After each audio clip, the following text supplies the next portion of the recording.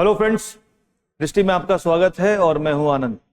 दोस्तों, इस वीडियो में हम मध्य प्रदेश मुख्य परीक्षा में पूछे गए प्रश्नों पर चर्चा करते हैं और हमने काफ़ी ऐसे चर्चा की है पहले भी, जहां पे मैंने बताया है कि मध्य प्रदेश मुख्य परीक्षा में कैसे प्रश्न आते हैं और उनका उत्तर कैसे लिखा जाए। दोस्तों, इस वीडियो में हमने उन प्रश्नों को लिया है जिसका उत्तर आपको 100 शब्दों में देना होगा और उसके लिए आपको अधिकतम 6 अंक मिलेंगे। और दोस्तों, आइए शुरू करते हैं। हमारा जो पहला प्रश्न है दोस्तों, ये है कि भारत में उदारीकरण के प्रभावों को लिखें। दोस्तों, पिछले वीडियोस में हमने बात की है कि हमारे उत्तर का ढांचा क्या होगा। यहां पर भी हम बात शॉर्ट में करेंगे कि हमारे उत्तर का ढांचा क्या होगा, लेकिन पहले हम जरा इस उत्तर के संदर्भ में जो कंसेप्ट है उसकी बात करेंगे। दोस्तों, प्रश्न हमारा ये है कि भारत में उदारीकरण के प्रभावों को आपको लिखना है। दोस्तों, ऐसा है कि इस उत्तर में जाने से पहले उदारीकरण की अवधारणा को समझ लें। दोस्तों, उससे क्या होगा, हम आने वाले वर्षों में अगर प्रश्न इसके ऊपर आएगा तो उसको भी अच्छे से हैंडल कर सकेंगे। दोस्तों, यहां पे हम अपनी चर्चा में कंसेप्ट की बात करेंगे, उसके बाद हमारा उत्तर क्या हो उसकी बात करते हुए अतिरिक्त जानकारी पर भी चर्चा करेंगे। दोस्तों, ऐसा है कि हमारा जो पहला पार्ट है वो है कंसेप्ट का, और कंसेप्ट क्या है? उदारीकरण। दोस्तों, उदार का मतलब क्या है? सरकार उदार है, इसका मतलब सरकार जो है वो बहुत ज्यादा नियम कानून आप पर नहीं लगाती। दोस्तों, हमने आजादी के बाद में एक विचारधारा को अपनाया जिसमें सरकार की मुख्य भूमिका थी, जिसमें सरकार के द्वारा ही सारे निर्णय लिए जाने थे और निजी क्षेत्रों की भागीदारी बहुत हद तक सीमित थी। बहुत प्रकार से नियम कानून से, लाइसेंस, कोटा, परमिट आदि के माध्यम से निजी क्षेत्र काम करता था जो उसके विकास में बाधक थे। दोस्तों, 1991 के रिफॉर्म्स आए। उन रिफॉर्म्स के बाद सरकार ने कहा कि हम इन क्षेत्रों पर बहुत ज्यादा नियम, कायदे, कानून नहीं लगाएंगे, हम उदार बनेंगे और जहां तक आवश्यक हो हम उनको अब उनके व्यापार को करने के लिए शर्तों को हटाएंगे, शर्तों को नहीं लगाएंगे या फिर उनको मुक्त करेंगे, उनको फ्री करेंगे। मतलब सरकार उदार बन गई। तो अब कह सकते हैं कि सरकारों के द्वारा लगाए जाने वाले जो नियम कानून हैं उनकी सीमा, उनकी सख्तता, उनकी स्ट्रिक्टनेस या उनके दायरे को सीमित करना सरकार की उदारता है, जिसको हमने कहा लिबरलाइजेशन या उदारीकरण। तो सरकार के द्वारा अनावश्यक कानूनों को समाप्त किया जाना, अनावश्यक रूल्स रेगुलेशंस को हटाना, उनको सरल करना उदारता या उदारीकरण का प्रतीक है। अब दोस्तों, बात करते हैं कि इसमें सरकार ने क्या किया। आप देखिए, उदारीकरण के अंतर्गत सरकार ने दोस्तों बहुत सारे क्षेत्रों में काम किया। जैसे सरकार ने दोस्तों लाइसेंस, कोटा, परमिट, लाइसेंस की आवश्यकता को बहुत सारे उद्योगों के लिए, अधिकांश उद्योगों के लिए समाप्त कर दिया कि अब लाइसेंस की आवश्यकता नहीं है।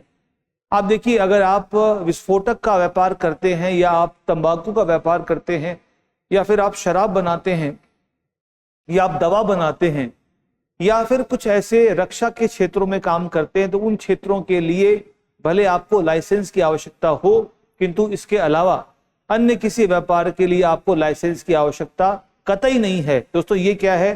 तो लाइसेंस की समाप्ति उदारीकरण है। दोस्तों, सरकार ने व्यापार के लिए लाइसेंस की आवश्यकता समाप्त की। दोस्तों, इसी प्रकार से आयात निर्यात करने के लिए भी जो लाइसेंस की आवश्यकताएं हैं उनको सरल किया गया। दोस्तों, पहले क्या था? विदेशी विनिमय, फॉरेन एक्सचेंज, अगर आप निर्यातक हैं और निर्यातक ने कोई धन राशि अर्जित की, डॉलर्स प्राप्त किया, तो उसके बदले में कितना रुपया मिलेगा, मतलब विनिमय दर क्या होगा, वो भी आरबीआई तय करती थी। दोस्तों, अब हम क्या हैं? हम एक बाजार आधारित विनिमय दर प्रणाली पे काम करते हैं। इसका मतलब यह है कि हमने उदारीकृत विनिमय दर प्रणाली को अपनाया है। दोस्तों, आप देखिए, कि उदारीकरण के माध्यम से जो बैंकिंग क्षेत्र है हमारा है उस पर भले ही नियंत्रण प्रभावी हुआ हो, किंतु जो जटिलता थी वो हमने समाप्त किया है। अगर आप देखें तो बैंकिंग क्षेत्र पर जो CRR था वो 1991 से पहले 15% था, जिसको घटाकर अब वर्तमान में 4% किया गया। दोस्तों इस प्रकार से CRR है, SLR है, उनकी शर्तों को समाप्त या कम किया गया। दोस्तों इसके अलावा आप देखें भारत में जो विदेशी निवेश है उसको प्रोत्साहित किया गया। अधिकांश क्षेत्रों में आज की डेट में 100% तक FDI अलाउ किया जा चुका है। तो 100% FDI है, बैंकिंग क्षेत्र में काफी सुधार है, विनिमय दर प्रणाली हमारी उदारीकृत है, या व्यापार उद्योग के लिए लाइसेंस की आवश्यकता न्यूनतम है। दोस्तों इस प्रकार से जो अन्य हमारे उद्योग हैं या पर्यावरणीय नियम कानून हैं उनको भी उचित किया गया है ताकि पर्यावरण और उद्योग या हम अर्थव्यवस्था को संतुलित कर सके। दोस्तों इसी प्रकार से हम इसको समझें, उदारीकरण को देखें। दोस्तों हमारा प्रश्न का उत्तर है कि भारत में उदारीकरण के प्रभाव को लिखें। दोस्तों यदि हमने उदारीकरण समझ लिया, अब हमारे लिए इसका उत्तर बहुत ही सरल हो जाता है कि इसके प्रभाव क्या हैं। दोस्तों प्रभाव क्या होंगे, आप देखें। हम डेटा समेत प्रभावों की बात दोस्तों कर सकते हैं, वो ये है। दोस्तों 1991 के बाद या 91 से नई आर्थिक नीति के आने के बाद हमने उदारीकरण को अपनाया। दोस्तों उस समय हमारी जो GDP थी, अगर उसको देखें आप, तो वो लगभग 400-500 अरब डॉलर थी, क्योंकि हम बहुत हद तक सीमित अर्थव्यवस्था थे। जिस कारण से दोस्तों होता ये था, अगर अर्थव्यवस्था में बहुत सारे कानून हैं तो व्यापक जो उत्पादन है या जो प्राइवेट सेक्टर है उसकी भागीदारी को हमने सीमित कर रखा था। उदारीकरण करने के बाद दोस्तों प्राइवेट सेक्टर की भागीदारी बहुत तेजी से बढ़ी। उसका फल ये हुआ कि आज हमारी GDP विश्व में टॉप 5 में आप उसको शामिल कर सकते हैं। 2.8 खरब डॉलर के साथ हमारी GDP विश्व में दोस्तों पहले या 5वें टॉप 5 के स्थान में आती है। दोस्तों एक प्रभाव क्या हो गया कि उत्पाद के लिए, व्यापार के लिए लाइसेंस की आवश्यकता को समाप्त करने से भारत की GDP या भारत की अर्थव्यवस्था विश्व के शीर्ष 5 में शामिल हो गई है। दोस्तों ये इसका एक बड़ा प्रभाव है। दोस्तों अगर हम आयात निर्यात की बात करें, दोस्तों एक समय था जब हमारा निर्यात बहुत सीमित था। दोस्तों अभी हाल ही की रिपोर्ट है कि भारत ने, आप देखें, 400 अरब डॉलर का तो केवल वस्तुओं का निर्यात किया है, जो पिछले सभी वर्षों की तुलना में सबसे ज्यादा है। दोस्तों हम सेवा के निर्यात में 250 अरब डॉलर का सेवा का निर्यात प्राप्त कर चुके हैं, जो अभी तक के वर्षों में सबसे ज्यादा है।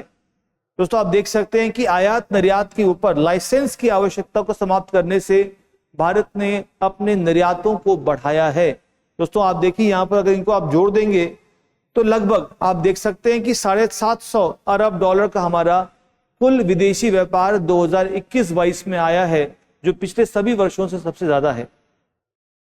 दोस्तों आप देखिए उदारीकृत विनिमय दर प्रणाली, मतलब अब कोई निर्यातक है, आयातक है, वो जितना भी माल बेचेगा, जितना डॉलर्स प्राप्त करेगा, उसके बदले में रुपया उसको बाजार की दर पे मिलेगा। मतलब अगर $1 में आज बाजार की दर 75 रुपए है तो उसको 75 रुपए मिलेंगे। जबकि पहले क्या था, 1991 से पहले, उदारीकरण से पहले RBI ने तय कर दिया कि ये मिलेगा तो उतना ही मिलेगा, भले बाजार की दर कुछ भी हो। दोस्तों उस समस्या का समाधान हमें किससे मिला? उदारीकृत विनिमय दर प्रणाली से। और दोस्तों यहां पर आप देख सकते हैं कि इसका फल यह है कि दोस्तों आज क्योंकि हमने लिबरलाइज सिस्टम अपनाया तो एक तो निर्यात हमारा बढ़ गया, दोस्तों दूसरी बात यह भी है कि उससे निवेश में काफी वृद्धि हुई है। दोस्तों भारत में निवेश की जो मात्रा, यदि आप 2021-22 का आंकड़ा देखें तो लगभग 81 बिलियन डॉलर, 81 अरब डॉलर का विदेशी निवेश दोस्तों भारत में आया।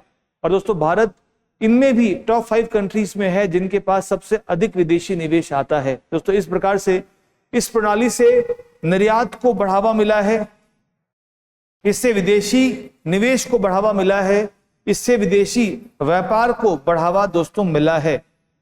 दोस्तों ये निवेश व्यापार अपने साथ में तकनीक लेकर आते हैं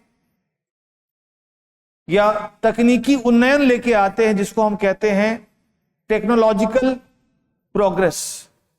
दोस्तों इन सब से भारत में तकनीकी प्रगति हुई है, जिसका आज हमें रिजल्ट मिल रहा है कि भारत विश्व का एक स्टार्टअप डेस्टिनेशन है। दोस्तों भारत विश्व का एक स्टार्टअप डेस्टिनेशन है, जहां पर सबसे अधिक मात्रा में या कुछ देशों की तुलना करें तो टॉप उन देशों में आता है भारत, जहां पर सबसे तेजी से स्टार्टअप्स का निर्माण किया या उत्पादन या स्थापना की जा रही है। दोस्तों इससे ये हुआ कि हमारे देश में जो FDI है उसमें भी बहुत तेजी से वृद्धि हुई है और $82 बिलियन के करीब का विदेशी निवेश भारत को निम्न वर्ष हाल ही के वर्षों में प्राप्त हुआ है। दोस्तों बैंकिंग की बात दोस्तों हम करें तो बैंकिंग सिस्टम दोस्तों हमारा काफी व्यापक है। देश में करीब 80% पॉपुलेशन क्या है, बैंकिंग से जुड़ चुकी है।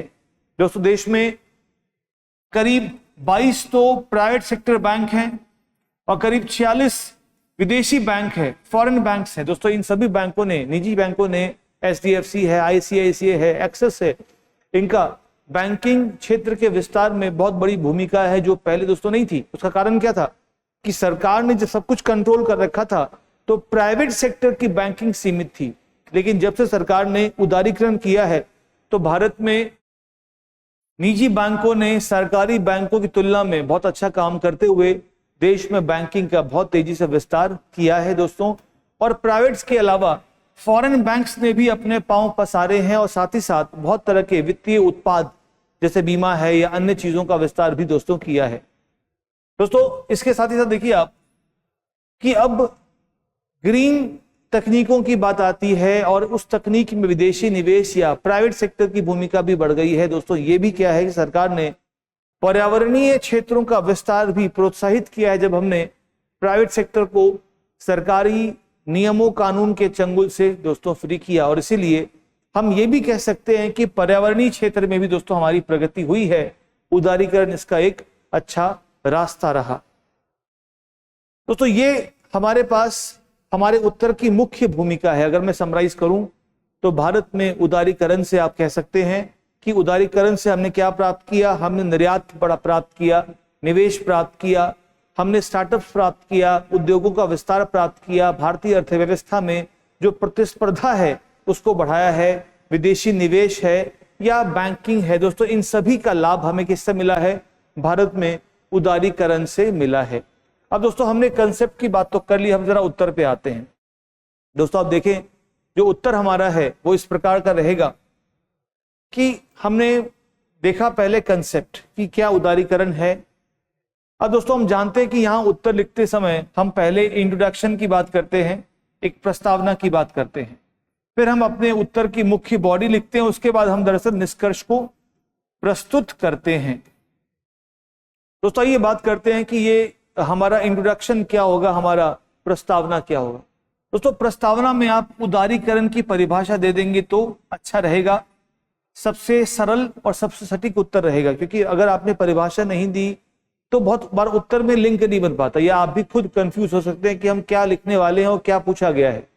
तो बेस्ट चीज ये कि आप 15 शब्दों में बता दें कि हमारा उदारीकरण क्या है लिबरलाइजेशन, कि सरकार ने 1991 में इस नीति को अपनाया जिसके तहत सरकार जो सरकारी नियम कानून है जो अनावश्यक थे, जो विदेशी भागीदारी या निजी भागीदारी को रोकते थे, उनको बढ़ाने के लिए सरकार ने अनावश्यक जटिल नियमों कानूनों को समाप्त किया, जिसको उदारीकरण कहा गया। और इसके लिए नई आर्थिक नीति को 1991 में उसका अनावरण भी किया गया। दोस्तों इस हिसाब से आप इंट्रोडक्शन को लिख दें 15 शब्द में आराम से और सटीकता से हमारा इंट्रोडक्शन रखा जा सकता है। दोस्तों अब बात करते हैं बॉडी की। दोस्तों क्वेश्चन ही हमारा क्या है, इंपैक्ट या इसके प्रभाव।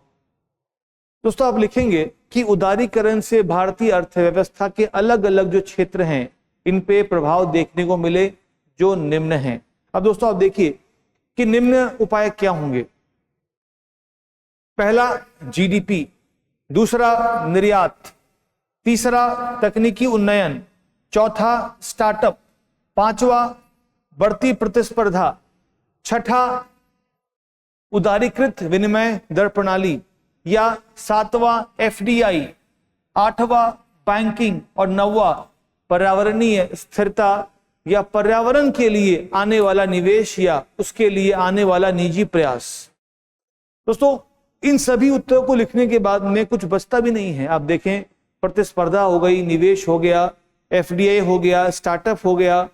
क्योंकि अगर सरकार सब कुछ चलाती, सरकार लिबरलाइज नहीं करती दोस्तों, प्राइवेट सेक्टर इतना आगे नहीं बढ़ता और देश विश्व का स्टार्टअप कैपिटल नहीं बनता दोस्तों। इसीलिए आप देखिए उस उदारीकरण की नीति ने क्या किया, भारत की जीडीपी को शीर्ष में पहुंचाया, भारत के निर्यात को पर दिए, भारत के निर्यात को अच्छा किया, विदेशी निवेश हो या विदेशी मुद्रा भंडार हो।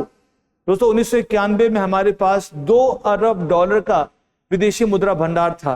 दोस्तों आज हमारे पास 650 अरब डॉलर का विदेशी मुद्रा भंडार है।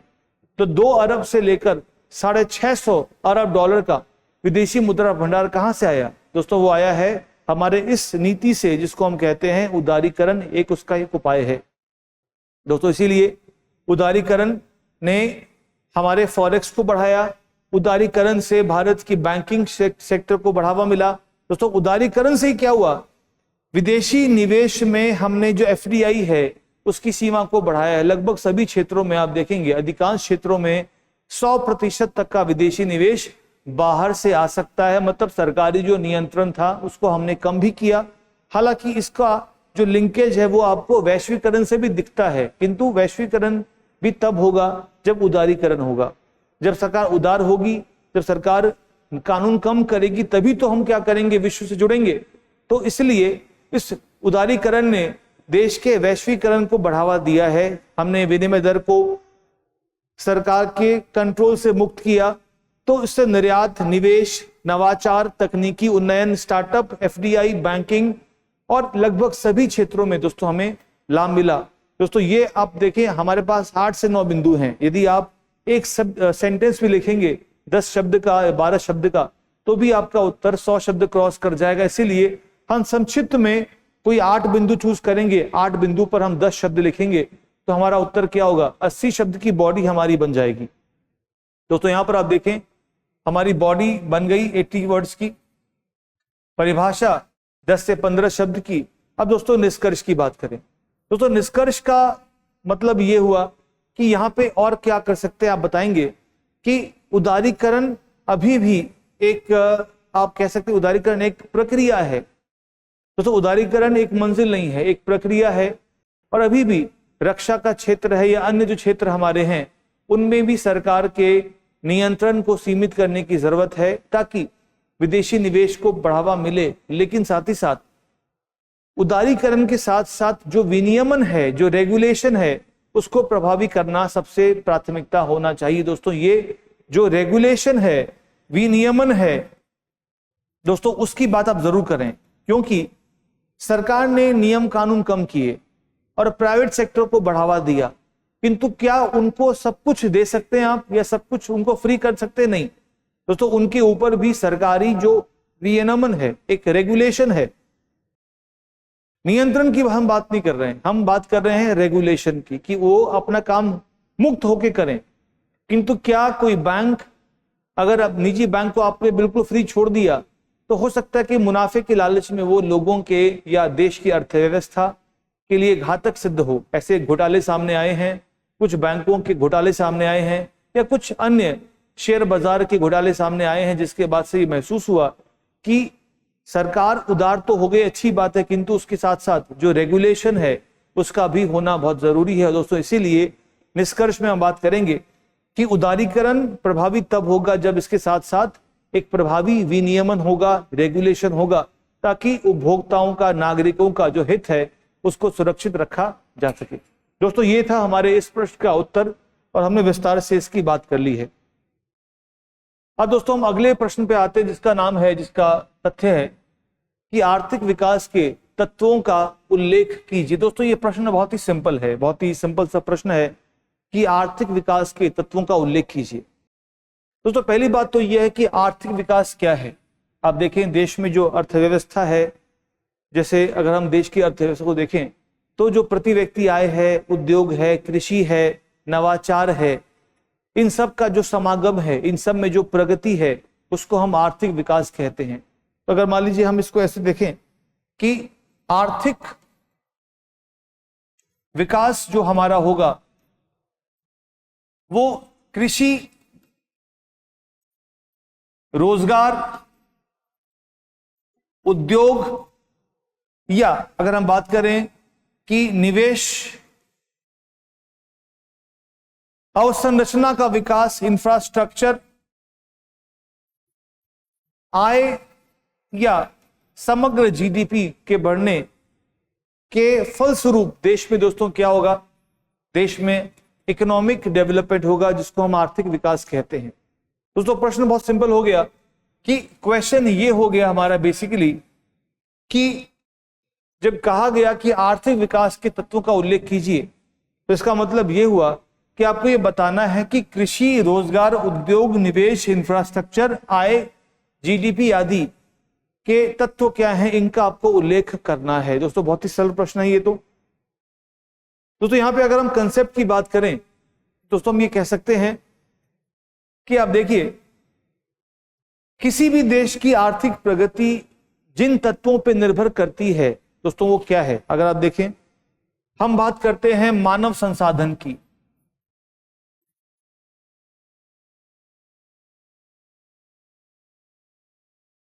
भौतिक पूंजी की, प्राकृतिक संपदा की, तकनीकी उन्नयन की, उद्यमशीलता,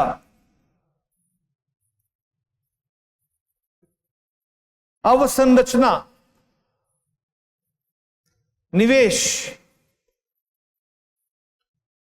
अगर किसी दोस्तों देश में ये सारी बातें, अगर हम सारी बातें देखें तो आप समझ जाएं, अगर किसी देश में मानव संसाधन है, भौतिक पूंजी है, प्राकृतिक संपदा है, तकनीकी उन्नयन है, उद्यमशीलता है, अवसंरचना है, निवेश है, दोस्तों इन डिफॉल्ट बाय डिफॉल्ट क्या होगा, हम कह सकते हैं कि देश में आर्थिक प्रगति या आर्थिक विकास हो ही जाएगा। दोस्तों मानव संसाधन विकास, ह्यूमन रिसोर्स डेवलपमेंट का मतलब क्या हुआ दोस्तों? इसका मतलब यह है कि मानव जो देश का है, जो नागरिक हैं, वो शिक्षित हों, वो कुशल हों, वो स्वस्थ हों। इसका मतलब यह हुआ कि देश के आर्थिक विकास का तत्व क्या हो गया? तत्व उसका यह है कि लोग वहां के स्वस्थ हों, कुशल हों, शिक्षित हों। अगर ये होगा तो मानव संसाधन का विकास होगा। अगर मानव संसाधन का विकास होगा तो देश का आर्थिक विकास होगा ही होगा। पहला बिंदु ये हो गया। दोस्तों अगला है भौतिक पूंजी, जिसको हम कहते हैं फिजिकल कैपिटल। दोस्तों ये क्या है? ये धन है। दोस्तों ये एक संपत्ति है। अब मान लीजिए हम किसी फैक्ट्री की बात करें तो फैक्ट्री में जो मशीन है दोस्तों वो क्या है? देश के लिए भी एक पूंजी है। फैक्ट्री से उत्पादन होगा, उस उत्पादन से देश की जीडीपी बढ़ेगी, उस मशीन रोजगार भी पैदा करेगी, उस मशीन से निर्यात होगा, निर्यात से आय आएगी। दोस्तों इसीलिए जो भौतिक पूंजी है वो धन हो सकती है, वो मशीन हो सकती है। अगर देश में धन है, देश में मशीनीकरण है या मशीनें हैं, या हमने निवेश कर रखा है हमारे पूंजीगत चीजों में, दोस्तों वो क्या है? देश के आर्थिक विकास को जन्म देगा। दोस्तों प्राकृतिक संपदा, आप देखिए अगर हम अमेरिका की बात करें या चीन की बात करें तो चीन के पास एडवांटेज क्या है? रेयर अर्थ मिनरल्स उसके पास हैं, उसके पास प्रमुख अयस्क हैं, प्रमुख उद्योग इसलिए हैं कि उनके पास अलग अलग मेटल का भंडार है, कोयले का भंडार है, लौह अयस्क का भंडार है दोस्तों। इसीलिए आप देख सकते हैं कि प्राकृतिक संपदा जैसे कोयला है, यूरेनियम है या अन्य अयस्क हैं, जल है, इन सब के भंडार होने से दोस्तों उन देशों में, अब मान लीजिए किसी देश के पास में यूरेनियम का अच्छा भंडार है तो निश्चित ही उसके होने से जो परमाणु ऊर्जा है या उसके उद्योग है उनका विस्तार होता है। रूस के पास स्वर्ण के भंडार हैं, कोयले के भंडार हैं, लौह अयस्क का भंडार है, जिस कारण से उनका आयरन उद्योग काफी डेवलप्ड है, जो लौह अयस्क का उद्योग है काफी डेवलप्ड है। दोस्तों यदि मानव संसाधन है तो देश को एक और लाभ देगा, वो है तकनीकी उन्नयन, टेक्नोलॉजिकल प्रोग्रेस। दोस्तों इससे भी क्या होगा, इस उन्नयन से भी आप देखेंगे कि उस देश या उस अर्थव्यवस्था को उन्नति मिलेगी। जिन देशों में उन्नयन है, अब मान लीजिए अमेरिका है, बड़ी कंपनियां टेस्ला हो, माइक्रोसॉफ्ट हो या बाकी फेसबुक हो, दोस्तों उनके पीछे तकनीकी उन्नयन का होना बहुत जरूरी है। उनके पास आईटी बूम था, तो भारत जिस आईटी क्रांति को आज महसूस कर रहा है वो अमेरिका में 20 साल पहले आ चुकी है। दोस्तों उसका कारण क्या है, उनके पास तकनीकी उन्नयन है। दोस्तों शिक्षित व्यक्ति है, लोग हैं, तो उद्यमशीलता है।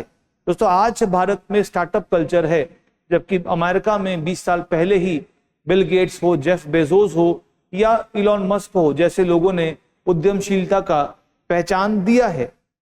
दोस्तों अवसंरचना चाहे परिवहन की हो, भंडारण की हो या रोड ट्रांसपोर्ट की हो या फैक्ट्रीज हो, दोस्तों ये सारी जो इंफ्रास्ट्रक्चर है, चाहे पावर प्रोजेक्ट हो, तो ऊर्जा की बात हो,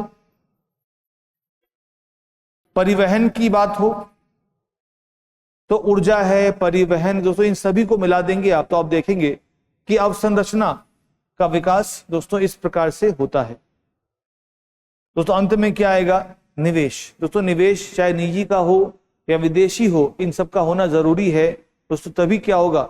दरअसल आप देख सकते हैं कि इन निवेश से ही आप इस बात को समझें कि पूंजी आती है, निवेश से उत्पादकता बढ़ती है, जिस कारण से देश की आर्थिक प्रगति का रास्ता दोस्तों खुलता है। दोस्तों इसीलिए अगर हम इस प्रश्न को अब दोबारा देखें तो क्वेश्चन हमारा बहुत सिंपल है कि आपको आर्थिक विकास के तत्वों का उल्लेख करना है। दोस्तों अब हम इस उत्तर के मुख्य ढांचे पे आते हैं। हम जानते हैं कि उत्तर में हमें एक प्रस्तावना देनी है, उसके बाद दोस्तों हम बात करेंगे मुख्य बॉडी की, फिर हम बात करेंगे निष्कर्ष की। दोस्तों प्रस्तावना जो है एक मुखड़ा है। आप दोस्तों ये बात कर सकते हैं कि आर्थिक प्रगति या आर्थिक विकास की परिभाषा देकर आप अपने उत्तर को यहां पर शुरू कर सकते हैं। आप बता सकते हैं कि किसी देश के समग्र आर्थिक विकास या समग्र आर्थिक प्रगति या किसी देश में जो उत्पादन है, रोजगार है या एक आर्थिक प्रगति है, उसकी स्थिति को आर्थिक विकास कहा जाता है। तो यहां पर आप परिभाषा देके शुरू कर सकते हैं या फिर आप सिंपली आप बता सकते हैं कि आर्थिक विकास एक समग्र पहलू है जो अलग अलग तत्वों पर निर्भर करता है, जिसमें कृषि भी है, जिसमें रोजगार भी है, जिसमें निवेश भी है। और इस हिसाब से या इस प्रकार से आर्थिक विकास के जो तत्व हैं वो निम्न हैं। तो यहाँ पे सबसे अच्छा पॉइंट ये रहेगा कि आप आर्थिक विकास की जो परिभाषा है, देखिए परिभाषा भी अपने अपने शब्दों में होती है, किंतु आप ये बता सकते हैं कि जो आर्थिक विकास है वो एक समग्र आर्थिक प्रगति को दर्शाता है। एक समग्र आर्थिक प्रगति जो कृषि में हो, उद्योग में हो, रोजगार में हो, उनको मिला देंगी तो जो समग्रता है वो आर्थिक विकास का परिचायक है, वो उसकी परिभाषा है। तो 15 शब्दों में आप इसका उत्तर दे सकेंगे। उसके बाद दोस्तों बात आती है मुख्य बॉडी की या हमारे मुख्य आंसर की। दोस्तों आप बात करेंगे, जैसे आपने यहां लिखा कि आर्थिक विकास जो है वो किसी भी अर्थव्यवस्था में एक समग्र आर्थिक प्रगति का परिचायक है। या आप बता सकते हैं कि किसी देश या किसी अर्थव्यवस्था में अगर समग्रता से देखा जाए तो उत्पादन है, आय है या रोजगार है, इन सभी क्षेत्रों में जो सामान्य प्रगति है, एक टिकाऊ प्रगति है, सस्टेनेबल प्रगति है, उसको उस देश की आर्थिक विकास के रूप में जानते हैं। फिर आप बताएंगे उस आर्थिक विकास के जो मुख्य तत्व हैं वो निम्न हैं। फिर आपने बताया कि इस आर्थिक विकास के तत्व क्या है? मानव संसाधन। दोस्तों यहां पर क्या होगा, हमारे पिछले सभी आंसर्स की तुलना में इस आंसर का थोड़ा सा हम स्ट्रक्चर बदलेंगे। क्यों? इस आंसर की मुख्य बॉडी ही आपकी 90 शब्द की होगी, क्योंकि यहां पर देखिए शब्द सीमा है। तो मुख्य रूप से हमारा जो मुख्य फोकस क्या होगा, वो मुख्य बॉडी पे ही होगा, क्योंकि मुख्य बॉडी ही मेन है। तो आप शॉर्ट में 15 शब्द में इसको लिखें, 10 से 15 में लिखें कि आर्थिक विकास क्या है। लेकिन आप फिर उसके बाद कहां चले जाएं, आप बता दें कि हमारी बॉडी क्या है। तो आप बता दें कि इस आर्थिक विकास के तत्व निम्न है। पहला, मानव संसाधन। अगर मानव संसाधन हमारा शिक्षित है, कुशल है या स्वस्थ है तो वो क्या करेगा, वो उद्यमशीलता को जन्म देगा। दोस्तों वो क्या करेगा, उद्यमशीलता बढ़ेगी तो आर्थिक प्रगति हमारी बढ़ेगी। पहला पॉइंट तो ये हो गया। फिर आपने बताया भौतिक पूंजी का निर्माण होना। भौतिक पूंजी का निर्माण का मतलब है उद्योग का लगना। भौतिक पूंजी का मतलब है इंफ्रास्ट्रक्चर का बनना। तो अगर देश में, किसी भी देश में इंफ्रास्ट्रक्चर अच्छा है दोस्तों, उससे आर्थिक प्रगति होनी ही होनी है। फिर आपने बताया देश में प्राकृतिक संपदा का होना, जैसे कोयला है, अयस्क है, यूरेनियम है, उनसे भी क्या होगा, देश की आर्थिक प्रगति होगी ही होगी, क्योंकि उसका इस्तेमाल किया जाएगा। लेकिन केवल इसके होने से प्रगति नहीं होती। देखिए अफ्रीका में संपदा है किंतु अफ्रीका में मानव संसाधन नहीं है, इसीलिए क्योंकि पॉपुलेशन तो है, पॉपुलेशन शिक्षित नहीं है, या लोकतंत्र नहीं है, या फिर राजनीतिक स्थिरता नहीं है, और इसीलिए प्राकृतिक संपदा इन सभी में से एक आधार है। जिन देशों में संपदा नहीं होती वो भी अच्छा हो सकता है अगर वो अपने बाकी संसाधनों को मैनेज करे तो। फिर आपने बताया कि तकनीकी उन्नयन की हमने बात की, नई तकनीक है, नया नवाचार है, उत्पादन है। फिर आपने बताया उद्यमशीलता है, आपने बताया अवसंरचना है, आपने बताया निवेश की उपलब्धता है। इन सभी के दोस्तों होने से आप बता सकते हैं कि देश में जो आर्थिक विकास है वो उसके मुख्य तत्व हैं। दोस्तों बात करते हैं निष्कर्ष की। निष्कर्ष दोस्तों क्या होगा, मैं ये रिकमेंड करूंगा कि आप निष्कर्ष में, ऐसे निष्कर्ष में अपने उत्तर को पर्यावरण से संतुलित कर दें। आप बता दें कि आर्थिक विकास के साथ साथ पर्यावरणीय स्थिरता भी जरूरी है यदि हम सतत आर्थिक विकास चाहते हैं तो। इसलिए आप बता दें कि इस आर्थिक विकास का पूर्ण लाभ लेने के लिए हमें पर्यावरणीय स्थिरता को भी ध्यान में रखना होगा, जिससे क्या होगा, एक संतुलित और लंबे समय तक चलने वाले आर्थिक विकास का हमें मार्ग प्रशस्त होगा। दोस्तों इसीलिए यहां पर आप एनवायरनमेंट का एक लाइन देकर देखिए, ये निष्कर्ष भी एक प्रकार से उत्तर की जो पूरी स्ट्रक्चर है उसको संपूर्ण करने के लिए आपने 10 शब्दों में ये बात कर दी। आप 10 शब्द का अपना परिचय रखें और बाकी शब्द 80-90 शब्द कहां दें, अपने मुख्य बॉडी में दें, बिकॉज ये क्वेश्चन है ये मुख्य रूप से आपके उसी बात को लेकर ही निर्भर करता है। तो आप यहां बता दें कि इकोनॉमिक डेवलपमेंट या आर्थिक विकास के हमारे तत्व क्या हैं। हमारे तत्व हैं निवेश है, मानव संसाधन है, प्राकृतिक संपदा है, तकनीकी उन्नयन है, उद्यमशीलता है, अवसंरचना है। जिन देशों में सारी बातें होंगी उनमें निश्चित ही मानव विकास दोस्तों होगा ही होगा। और दोस्तों ये हमारे इस भाग का उत्तर है जहां पर हमने परिचय की बात कर ली है। देखिए परिचय आमतौर पे परिभाषा हो तो सटीक होती है और भटकाव कम होता है। अगर आपने कुछ और लिखा तो अक्सर हम उत्तर से भटक जाते हैं, और इसीलिए हम परिभाषा से उत्तर शुरू करें, मुख्य बॉडी लिखी और अंत में हमने निष्कर्ष दिया। दोस्तों हमारा उत्तर क्या हो गया, पूरा हो गया। दोस्तों ये था हमारे दूसरे प्रश्न का एक पूर्ण उत्तर। दोस्तों इसके साथ ही हमने दोनों प्रश्नों के उत्तर कर लिए हैं। मिलते हैं अगले वीडियो में और अगले प्रश्नों की बात करते हैं। धन्यवाद।